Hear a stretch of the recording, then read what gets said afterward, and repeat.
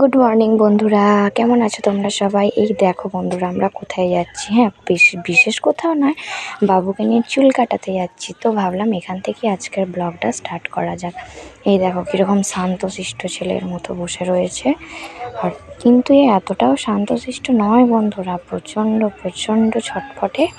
তাই চুল কাটতে এসেছে বলে একটু চুপচাপ বসে রয়েছে। তারপর তো চুল কেটে আমরা আবার বেরিয়েও পড়েছিলাম। বেশিক্ষণের পথ নয়, আমার মায়ের বাড়ি থেকে 5 মিনিটের পথ হেঁটে গেলে। স্নান করে একটু পিছন দিকটা গিয়ে বসেছিলাম, পুকুর পাড়ের দিকটা, খাওয়া দাওয়া করে একটু রেস্ট নিয়ে। আর আজকে বিকেলে কি মেনু ছিল জানো? পিঠে। আজকে বাড়ি চলে যাবো, তাই মাকে বললাম, মা আজকে সব রকমের পিঠে করে আমাকে খাইয়ে দাও। তো দিদিও ছিল, সবাই মিলে পিঠে তৈরি করে। আর এই দেখো মা এখন দুধকুলিটা করছে, তোমাদেরকে আমি দেখিয়েও দিলাম। সেই সরস্বতী পুজো এসেছি, এবার তো বাড়ি ফিরতেই হবে না, অলরেডি 5-6 দিন থেকেছি।